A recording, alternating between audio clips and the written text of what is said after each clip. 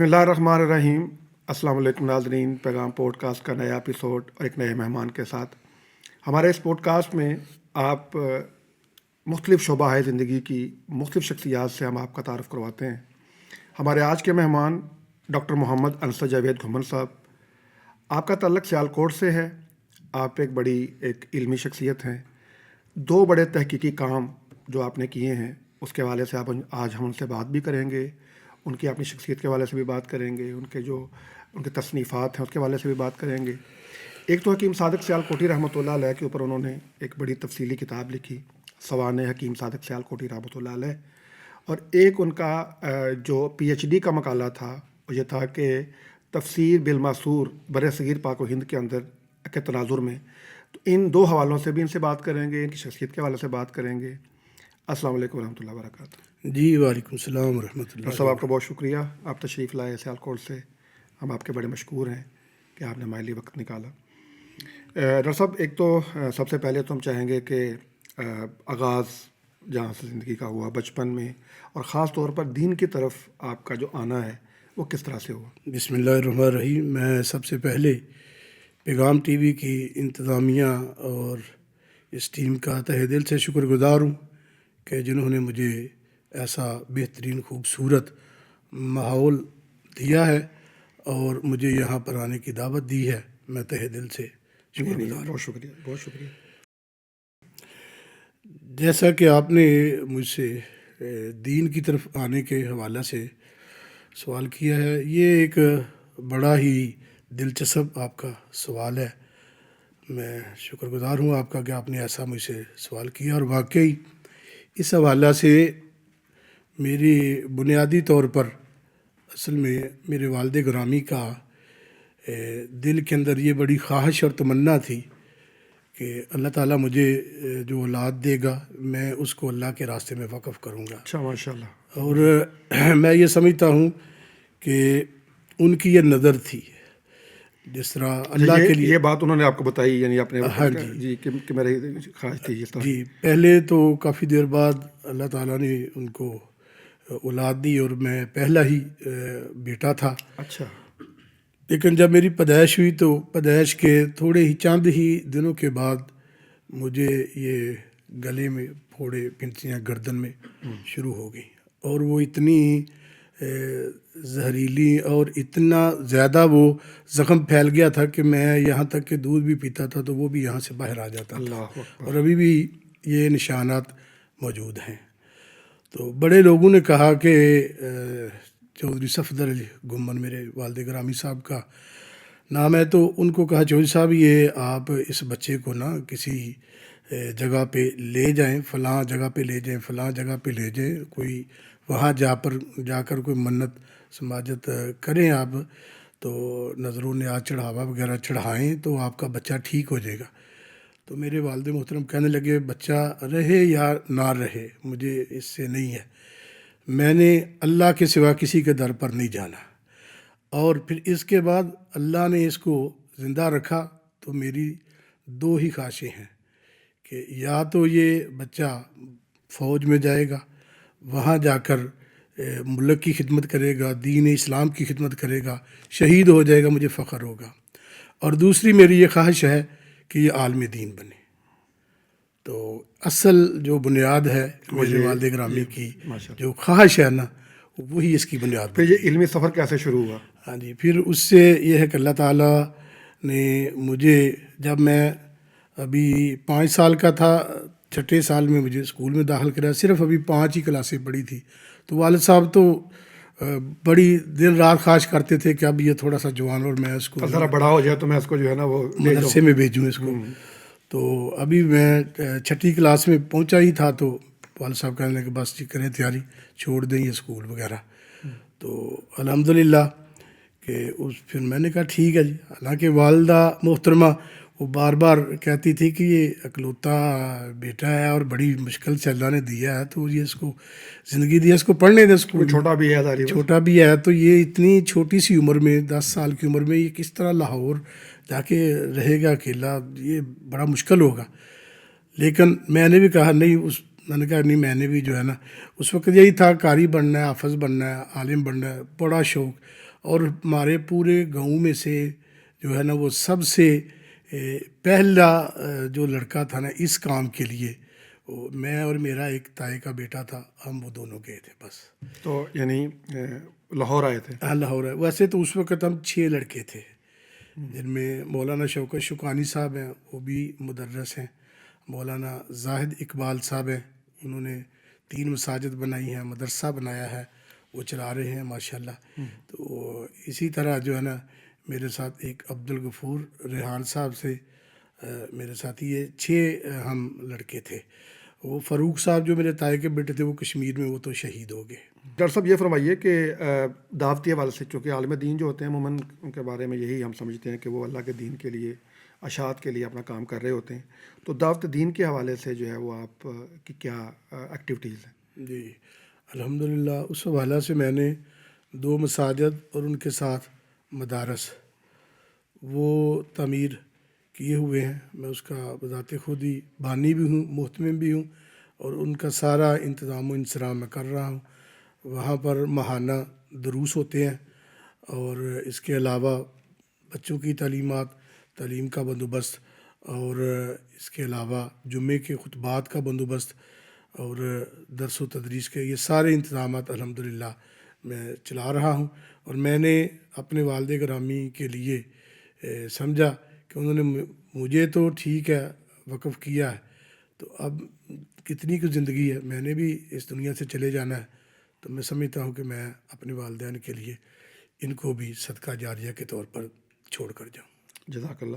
اچھا، ایک اور سوال تھا کہ حکیم صادق سیالکوٹی رحمۃ اللہ علیہ کی شخصیت کے حوالے سے کام کرتے ہوئے ان کی شخصیت کا سب سے جو ایسا شخصیت کا پہلو جس نے آپ کو بہت متاثر کیا ہو، وہ کون سا تھا؟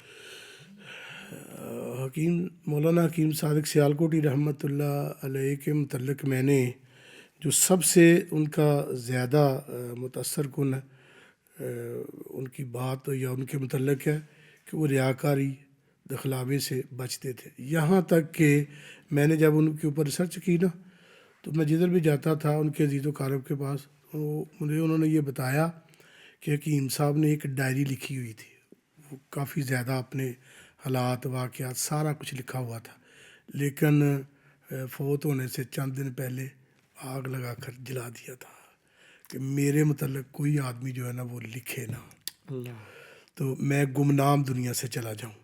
ان کی کوئی اولاد نہیں تھی، اور جب بھی ان سے پوچھا جاتا کہ آپ کی اولاد، کہتے اولاد ہو تو کوئی اچھا ہوتا ہے کوئی برا ہوتا ہے، میری یہ 32 کتابیں ہیں، یہی میری اولاد ہے، یہی میرا صدقہ جاریہ ہے۔ تو مجھے ان کے اوپر لکھنے کا بھی 37 ان کی وفات کے 37 سال بعد میں نے لکھا ہے۔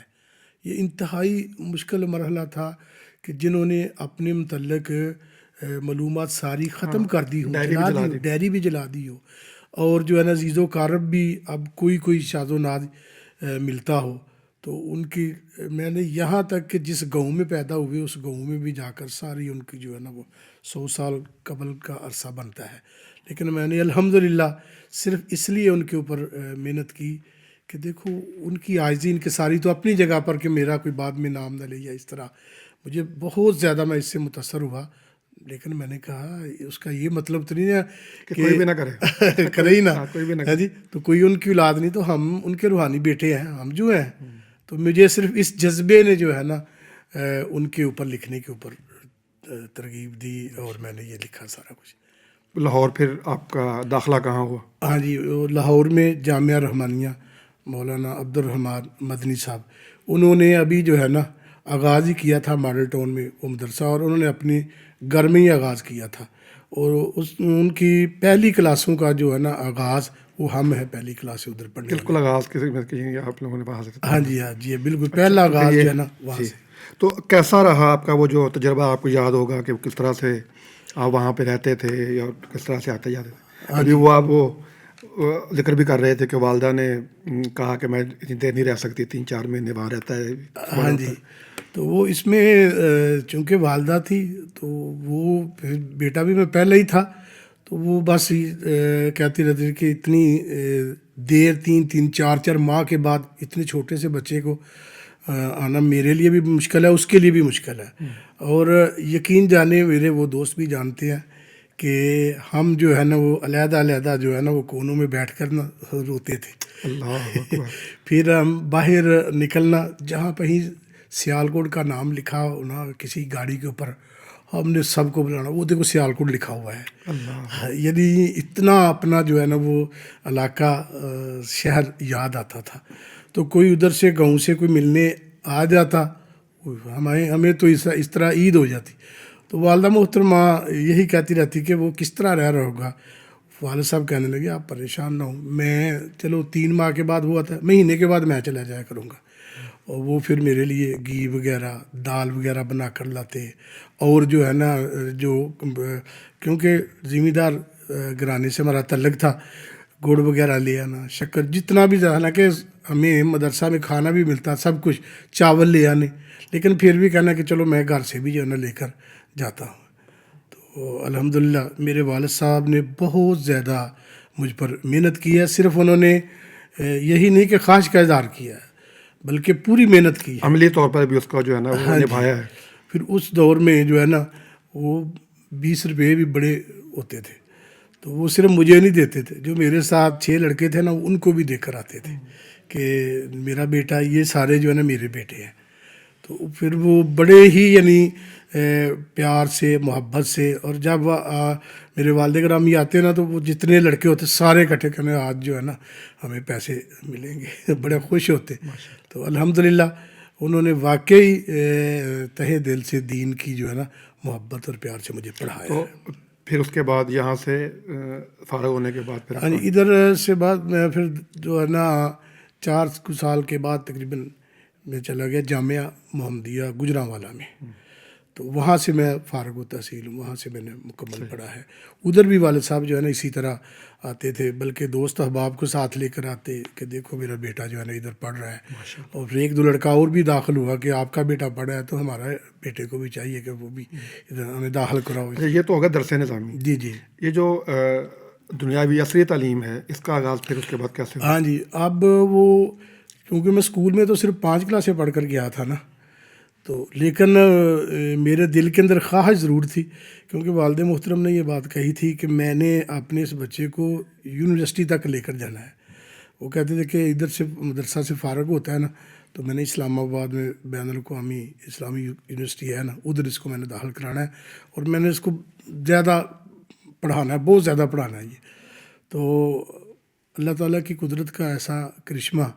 ویسے پہلے میں آپ کو یہ بتا دوں کہ میں اس طرف کیسے آیا. میں ادھر جب فارغ ہی ہوا تھا نا تو فوری طور پر میں نے اسکول کی تعلیم جو ہے نا حاصل کرنا شروع کر دی, ٹیوشن وغیرہ. میٹرک کی میں نے 5ویں کلاس کے بعد ڈائریکٹ جو ہے نا وہ میٹرک کا امتحان دیا تھا, تو الحمدللہ وہ بھی میں نے اچھے نمبروں میں پاس کیا ہے. تو میں 1986 میں 96 میں مدرسہ سے فارغ ہوا, اور اسی سال میں فارغ ہونے کے ساتھ ہی میں نے گجرانوالہ بورڈ سے میٹرک بھی کر لیا. اور اس کے بعد پھر میں نے میٹرک کے بعد جو ہے نا چلتے چلتے یہاں تک کہ الحمدللہ میں نے پنجاب یونیورسٹی سے, حالانکہ میں درس نظامی کا فارغ تھا, تو میں نے فاضل عربی بھی کیا, اور اس کے ساتھ ساتھ میں نے ایم اے عربی پنجاب یونیورسٹی سے کیا, ایم اے اسلامیات پنجاب یونیورسٹی سے کیا, بی ایڈ عربی میں نے علامہ اقبال اوپن یونیورسٹی سے کیا, اور اس کے علاوہ جو ہے ہومیوپیتھک کا 4 سال کا جو کورس ہے وہ بھی الحمدللہ میں نے ریگولر ادھر سیالکوٹ میں پڑھا. اور پی ایچ ڈی بھی آپ ہاں, اس کے بعد جو ہے نا پھر ایم فل, وہ میں نے یہی میرا مقالہ تھا مولانا حکیم محمد صادق سیالکوٹی رحمۃ اللہ علیہ, کہ ان کا اصل میں سیرت کے والے سے جو کام تھا نا وہ تھا اصل میں میرا ٹاپک. تو ایم فل پھر الحمدللہ مکمل ہوا. اس کے بعد پھر میں نے گجرانوالہ گفٹ یونیورسٹی سے میں نے پھر پی ایچ ڈی کی, اور میرا یہ قرآن مجید کے ساتھ ایک لگاؤ تھا. درس بھی روزانہ میں تفسیر کا دیتا تھا, کہ میرا اصل خواہش تھی کہ میں قرآن مجید کی تفسیر کے اوپر عبور حاصل کروں. اور پھر الحمدللہ تفسیر بالماسور کے اوپر میں نے یہ تھیسس لکھا.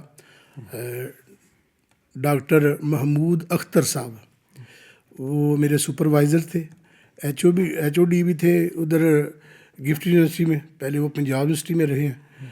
تو مجھے وہ کہنے لگے کہ اس ٹاپک پر میں نے پہلی دفعہ کسی کو یہ تھیسس دیا ہے, اس سے پہلے اس ٹاپک پر میں نے کبھی نہیں کسی کو جو ہے نا قصہ لکھنے کا کہا. تو میں سمجھتا ہوں کہ آپ، امید کرتا ہوں کہ آپ جو ہے نا اس پر محنتی ہیں. آپ اچھا، بس یہ تھوڑا سا ہمارے ناظرین کو بتائیے کہ یہ تفسیر بالمأثور کیا ہوتی ہے؟ ہاں جی، تفسیر بالمسور جو ہے نا، اصل تفسیر جو ہے وہ یہی ہے. یہ قرآن کی تفسیر قرآن کے ساتھ، پھر قرآن مجید کی تفسیر حدیث کے ساتھ، پھر قرآن مجید کی تفسیر اقوال صحابہ کے ساتھ اور افعال صحابہ کے ساتھ، پھر اقوال تابعین کے ساتھ، افعال تابعین کے ساتھ، پھر اقوال تبع تابعین کے ساتھ اور افعال تبع تابعین کے ساتھ، پھر اس کے علاوہ لغت جو ہے اس کے ساتھ، اور اس کے علاوہ اس میں رائے جو ہے تفسیر بالرائے، یہ بالمحمود جو ہے اس کے ساتھ. ایک ہے تفسیر بالرائے بالمضموم، وہ ہوتی ہے اپنی طرف سے رائے پیش کرنا. لیکن تفسیر بالمحمود اس میں جو عصر موجودہ زمانے میں جو کوئی نئے مسائل پیدا ہوں اس کے اوپر اجتہاد کیا جائے، چونکہ اجتہاد کا دروازہ تو قیامت تک کھلا ہے. اس کے اوپر تو جس طرح ہم دیگر مسائل میں اجتہاد کرتے ہیں، اس طرح قرآن کی آیات کی تفسیر میں بھی اجتہادات علماء کرام مفسرین کے موجود ہیں. اچھی طرح آسان سے لفظوں میں سمجھائیے. آپ تو بڑا چونکہ علمی بات کر رہے ہیں نا، تو جو ہمارے ناظرین ہیں وہ بھی میری طرح عام سے لوگ ہیں نا. تو یہ تفسیر بالمأثور سے جو میں سمجھ پایا ہوں وہ یہ ہے کہ وہ تفاسیر جو کہ قرآن کے ذریعے سے تفسیر کرتی ہیں، حدیث کے ذریعے سے تفسیر کرتی ہیں، اور پھر صحابہ، تابعین، تبع تابعین کے جو اقوال اور افعال ہیں ان کے ذریعے سے وہ قرآن پاک کی تفاسیر ہوتی ہیں. تو اس کا مطلب یہ ہوا کہ ہمیں تو پھر تفسیر بالمأثور ہی پڑھنی چاہیے مومن جی. جی اصل جو ہے نا تفسیر بالمأثور کے اندر میں نے جو ریسرچ کی ہے نا، پہلے ہم لوگ اتنا زیادہ تر حدیث کی طرف توجہ دیا کرتے تھے کہ حدیث پڑھے وہ ٹھیک ہے.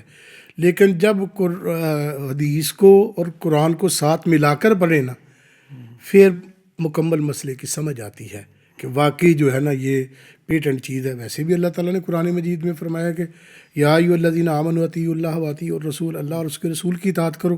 تو اکیلا ہم قرآن لے کر بیٹھ جائیں گے تو ہمیں تو وہ کسی مسئلے کی سمجھ نہیں آئے گی. حدیث کے ذریعے سے سمجھ میں، حدیث کے ذریعے سے جو ہے نا وہ ہمیں سمجھ آئے. اور پھر جیسے یہ صراط الذین انعمت، کہ ان لوگوں کا راستہ جن پر تو نے انعام کیا ہے، تو وہ اللہ نے انعام کن کے اوپر کیا. قرآن کی تفسیر قرآن کے ساتھ انعم اللہ علیہم من النبیین والصدیقین والشہداء، کہ اللہ تعالیٰ نے ان لوگوں پر انعام کیا اور ان لوگوں کا راستہ بھی ٹھیک راستہ ہے.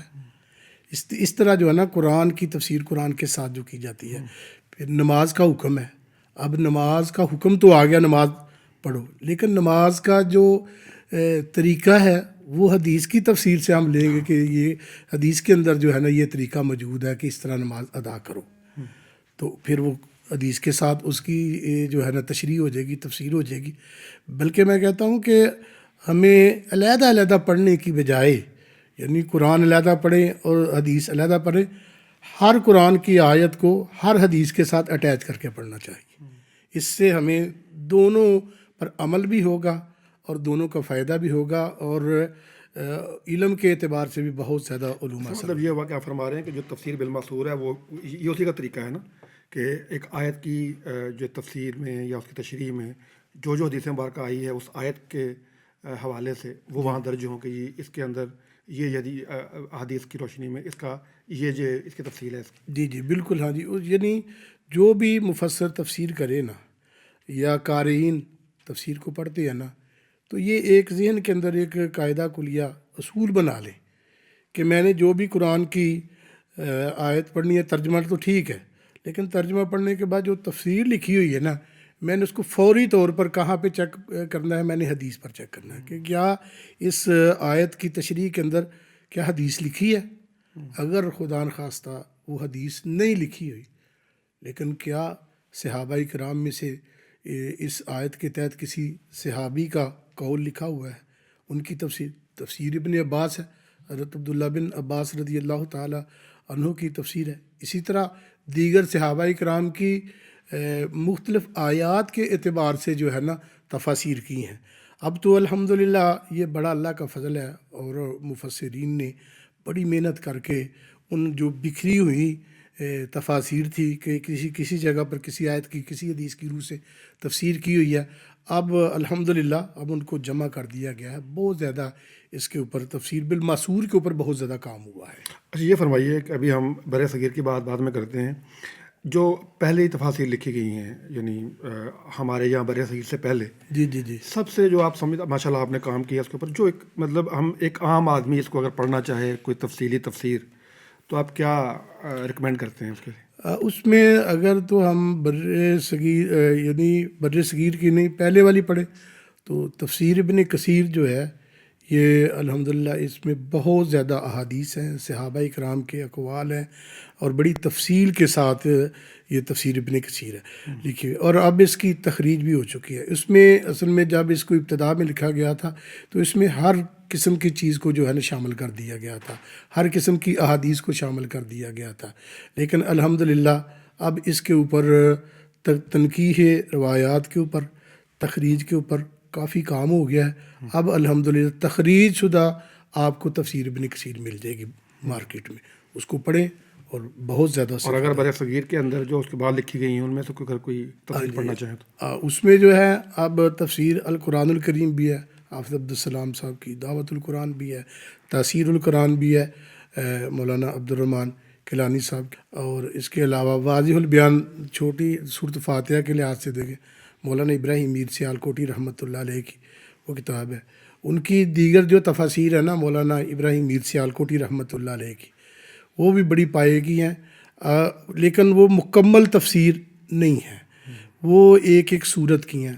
اب میں اس کو جو کتابی شکل میں اپنے تھیسس کو جو ہے نا میں نے بنایا ہے، مزید اس کو میں بنا رہا ہوں. اس میں وہ ساری تفاسیر جو میری تھیسس میں جزوی رہ گئی تھی ان کو بھی میں نے شامل کر لیا ہے الحمدللہ. ماشاء اللہ جی. اچھا یہ فرمائیے کہ آپ بھی ظاہر بات آپ بڑے، آپ نے جیسے ذکر بھی کیا تھا کہ ابتدا میں تو خیر والد صاحب حیات تھے تو بہت کچھ آپ کے لیے انہوں نے کیا، خاص طور پر آپ کی دینی تعلیم کے لیے بھی اور وقت کے بعد بھی. تو زندگی کے اندر کوئی مشکل مرحلے بھی دیکھے آپ نے، زندگی میں کوئی مشکلات بھی آئیں، اور خاص طور پر اپنے علمی سفر کے اندر؟ اس میں سب سے بڑی مشکل تو میرے لیے میرے والد گرامی کے حوالہ سے ہے کہ الحمدللہ وہ گاؤں کے ایک چودھری ٹائپ تھے، تو لوگ اکثر جو ہے نا آپ کے پاس فیصلے وغیرہ لے کر آیا کرتے تھے. تو ایک فیصلہ ایسا آ گیا کہ کچھ لوگوں نے ایک بچی کے ساتھ زیادتی کی، تو میرے والد گرامی نے ان کو وہیں پہ سزا دی، اور جس کی وجہ سے جو ہے نا وہ دشمنی بنتے بنتے ایک دن ایسا ہوا کہ صلح کے بہانے انہوں نے بلایا، اور میں بھی اس کے اندر شامل تھا، تو میری آنکھوں کے سامنے گولی مار کر شہید کر دیا گیا. تو میں اس وقت جو ہے نا 20 سال کا تھا، یعنی جو ہی مدرسہ سے فارغ ہو کر گیا ہوں میرے ساتھ یہ حادثہ ہو گیا. اور 8 بہن بھائی تھے، سب سے بڑا میں ہی تھا. تو وہ بہت زیادہ زندگی کے مشکلات دن جو ہے نا کہ ان بہن بھائیوں کو الحمدللہ پالنے والی اللہ کی ذات ہے، لیکن وہ اللہ نے مجھے ذریعہ بنایا، یعنی بڑا بھائی ہونے کی حیثیت سے، بڑا بھائی ہونے کی حیثیت سے الحمدللہ میں نے 8 بہن بھائیوں کو، 2 میرے بھائی جو ہیں وہ حافظ قرآن ہیں، میں نے ان کو حفظ کروایا، اور دنیاوی تعلیم سارے جو ہے نا ایم اے سب نے 2 3 ایم اے کیے ہوئے ہیں الحمدللہ. وہ باقاعدہ گورنمنٹ کالج میں ہیڈ کلرک کے طور پر بھی کام کر رہے ہیں، لیکن تعلیم یافتہ ہیں سارے. میں نے وہ پیچھے گاؤں کی طرف نہیں دیکھا، نہ میں کوئی دشمنی کی طرف پڑھا ہوں. میں نے یہی اس کا حل سوچا کہ ہم دین کی طرف لگ جائیں، تعلیم حاصل کریں، اس طرف آ جائیں. ہمارے معاشرے میں ماشاء اللہ، آپ چونکہ آپ کا کام تحقیق سے ہے، تصنیف سے ہے، کتاب سے تعلق ہے آپ کا، آپ نے کتاب لکھی بھی ہے، آگے لکھ بھی رہے ہیں. ہمارے یہاں کتب بینی کا رجحان عموماً مطلب کم ہوا ہے وقت کے ساتھ ساتھ. جی جی. تو اس کے حوالے سے آپ کی کیا رائے ہے کہ اس کو کیسے بہتر کیا جا سکتا ہے؟ ہمارے بچوں کو کس طرح سے پڑھنے پہ جو ہے وہ ہمیں آمادہ کیا جا سکتا ہے؟ جی، اس سلسلہ میں میری ایک رائے تو یہ ہے کہ ہر گھر میں چاہے چھوٹی سی لائبریری ہو، لائبریری ضرور ہونی چاہیے، اور اپنے بچوں کو شروع ہی سے کتاب کی طرف جو ہے نا وہ مائل کریں. اگرچہ یہ جدید دور، اس میں جو ہے نا ٹیکنالوجی کا دور، کمپیوٹر کا دور، ہر چیز آپ موبائل کے اوپر بھی پڑھ سکتے ہیں، لیکن یہ چیزیں صحت کے لیے مضر ہے۔ کتاب ایک ایسی چیز ہے کہ آپ جہاں سے مرضی چاہیں جون سا مرضی ورق 1 منٹ کے اندر جو ہے نا وہ پلٹ کر دیکھیں، کوئی آنکھوں کے اوپر بوجھ نہیں، کوئی دماغ کے اوپر بوجھ نہیں۔ صحت کے لیے بھی یہ بہتر ہے، کتب بینی جو ہے یہ صحت کے لیے بھی بہتر ہے، اور جو معلومات محفوظ کتاب کے اندر ہیں وہ کسی اور جگہ پر نہیں ہے۔ اور پھر اس سے یہ ہے کہ بندہ اکیلا ہو تو اس کو سب سے بڑا اچھا جو مخلص دوست ہے نا وہ اس کی کتاب ہے۔ اگر وہ کتاب کو ساتھ رکھ لینا، اس کو یہ نہیں محسوس ہوگا کہ میں یہاں پر اکیلا بیٹھا ہوا ہوں۔ اور میں نے الحمدللہ یہ تجربہ کیا ہے کہ کوئی بھی گھر میں نہ ہو میں کتابیں لے کے بیٹھ جاتا ہوں، اور مجھے محسوس ہی نہیں ہوتا کہ میں اکیلا بیٹھا ہوں۔ میں کہتا ہوں میں بڑی دنیا کے سامنے بیٹھا ہوں، میرے پاس بڑے لوگ بیٹھے ہوئے ہیں، یہ دیکھو قسم قسم کے لوگ بیٹھے ہوئے اسکالر بیٹھے ہوئے ہیں۔ ہیں۔ ہاں جی، تو وہ یعنی احساس پیدا ہوتا ہے کتب بینی میں کہ یہ ایک چیز نہیں ہے، یہ میرے پاس ایک پوری دنیا جو ہے نا ریسرچر بیٹھے ہوئے ہیں، اور یہاں پہ بڑے بڑے مبلغ بیٹھے ہوئے ہیں، اور یہاں پر بڑے بڑے جو ہے جدید مسائل پر بحث کرنے والے وہ بیٹھے، جون سی مرضی آپ ٹاپک کر، ہر ٹاپک کے اوپر الحمدللہ اب کتابیں آ چکی ہیں۔ تو جتنی آپ جلدی موومنٹ کر کے کتاب ایک پڑھ رہے ہیں فوری طور پر دوسری لیں، وہ اس کے اوپر نہیں ہو سکتا کبھی بھی۔ صحیح، بالکل، ماشاء اللہ۔ اچھا، درس قرآن اور قرآن کریم آج ابھی آپ ذکر بھی کیا آپ نے کہ آپ دے رہے ہیں، تو کتنے عرصے سے قرآن کا یہ درس دے رہے ہیں؟ اور میں الحمدللہ اپنے محلے کی مسجد ہے، صبح کی نماز کے بعد ڈیلی قرآن مجید کی تفسیر کا الحمدللہ میں نے اپنے پاس موبائل میں بھی ہیں تفاسیر ڈاؤن لوڈ کی ہوئی ہیں، لیکن ویسے ذاتی طور پر میں نے اپنی گھر میں لائبریری رکھی ہے، 10 سے 15 تفاسیر جو ہے میرے پاس پڑی ہوئی ہیں، اور جس آیت کا میں نے صبح درس دینا ہے نا، میں تمام تفسیر کی اسی مقام کے اوپر وہ آیات دیکھتا ہوں اور ان کی تفسیر دیکھتا ہوں کہ انہوں نے کیا لکھا ہے، انہوں نے کیا لکھا ہے، انہوں نے کیا لکھا ہے۔ تو اس میں بڑے مجھے جو ہے نا مختلف موتی ملتے ہیں، بڑے مجھے فائدہ ہوتا ہے۔ تو آپ کا اپنا جو ہے وہ یہ کتب بینی کا یا کتاب پڑھنے کا کیا معمول ہے؟ مطالعہ کب کرتے ہیں یا کہ اس کا کیا معمول ہے؟ جی، میں زیادہ تر مطالعہ جو رات کو کرتا ہوں، بلکہ بعض دفعہ تو جو ہے نا رات 1-2 بجے اٹھ پڑا ہوں، گھر والے سارے سوئے ہوئے، لائبریری میں نے ساتھ ہی بنائی، میں ادھر جا کے بیٹھ جاتا ہوں، میں پڑھنا شروع کر دیتا ہوں۔ تو الحمدللہ پھر نیند آ گئی، پھر سو گئے، پھر جو ہے نا تہجد کے وقت اٹھ کر وہ کچھ نوافل پڑھے اور صبح کے درس کی جو ہے نا وہ تیاری کی۔ تو میں الحمدللہ کبھی بھی بڑا کوئی مشکل کام ہو یا میں شہر میں نہیں ہوں تو چھٹی کی ہو، ورنہ جو ہے نا میں نے ادھر ایک آیت 2 آیتیں ہوتی ہیں، اور اب تک سورۃ طٰہٰ پر ہم پہنچ چکے ہیں الحمدللہ۔ تو تقریباً 5 سال ہو گئے ہیں۔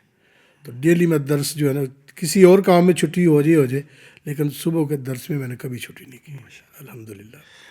شیخ صاحب، یہ جب یہ انسان پڑھائی کر رہا ہوتا ہے اور پھر جیسے آپ نے ذکر کیا کہ والد صاحب جو ہے وہ شہید ہوئے ایک خاص وقت میں، اس کے بعد پھر ایک سفر تھا، مشکلات تو بہت ساری رہیں، تو اللہ تعالیٰ کی مدد کو حاصل کرنے کے لیے ہم آپ تو ذکر اذکار اور دعائیں اور اس طرح کے معمولات میں مشغول رہتے ہیں، تو آپ کا یہ اذکار وغیرہ اور یہ دعائیں اس کا معمول کیا ہے اور کیا پڑھتے ہیں جب کہیں پھنس جاتے ہیں؟ ہاں جی، اس میں سب سے زیادہ تو میں استغفار کرتا ہوں، کیونکہ سورہ نوح کے اندر جو اللہ تعالیٰ نے فرمایا ہے کہ یہ ہر مشکل کا جو ہے نا حل استغفار کے اندر ہے، کمی کا حل بھی، اولاد کا، رزق کا، اور مشکل پریشانی دور کرنے کا یہ ہے۔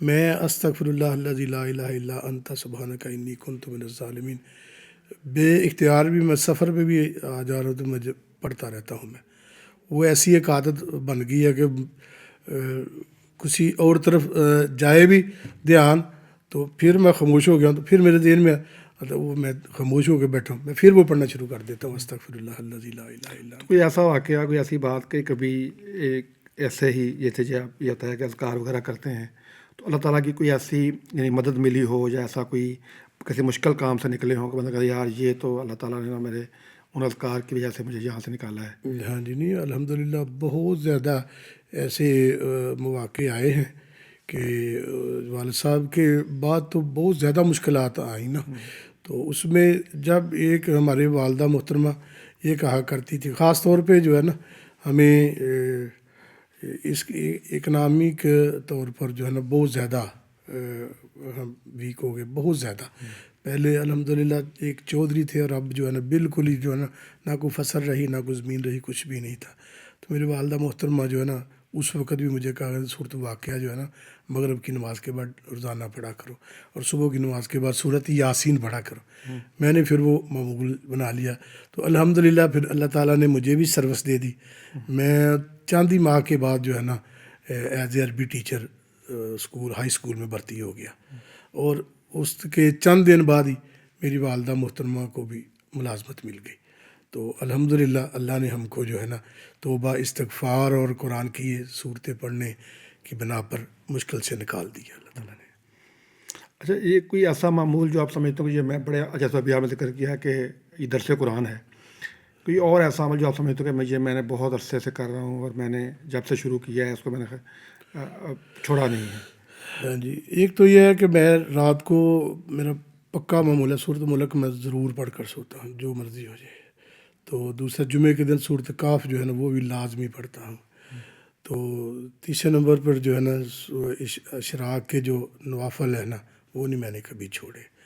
بڑی بھی نیند آ رہی ہو نا تو پھر بھی پہلے میں نماز اشراق کی پڑھ کے نا تو پھر میں سوتا ہوں.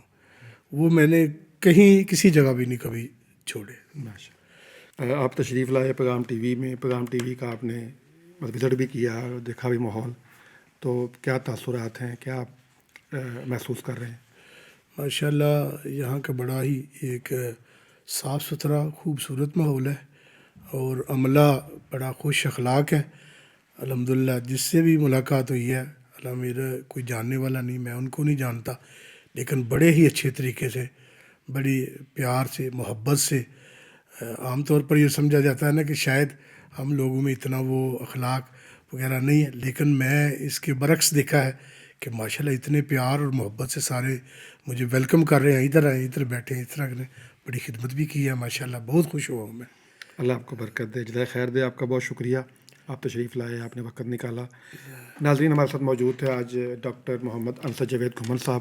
آپ استاد ہیں، محقق ہیں. ان کی کہانی میں ایک جو میں سمجھتا ہوں کہ ایک اہم بات تھی وہ یہ تھی کہ والد صاحب کی وفات کے بعد جب ایک مشکل مرحلہ زندگی میں آیا تو انہوں نے خود، چونکہ سب سے بڑے بھائی تھے، اس کے بعد باقی بہن بھائی چھوٹے تھے، تو ان کے لیے نہ صرف خود اپنی تعلیم پر توجہ کی بلکہ اپنے جو چھوٹے بہن بھائی تھے ان کی تعلیم پر بھی توجہ کی. تو آج وہ بتا رہے ہیں کہ ماشاءاللہ سارے بہن بھائی جو ہیں وہ اپنی جگہ پر سیٹ ہیں.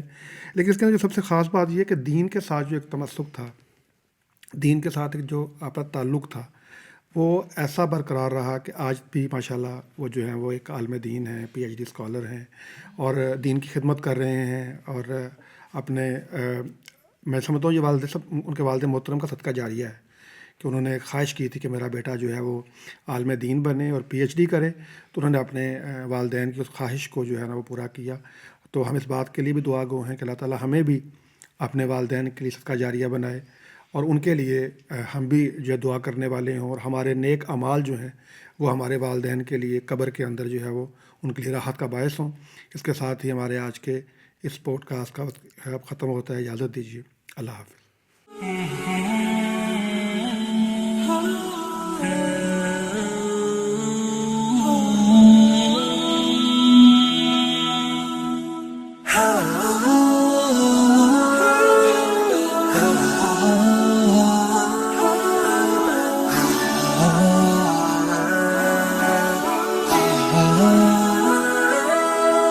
يا ظلام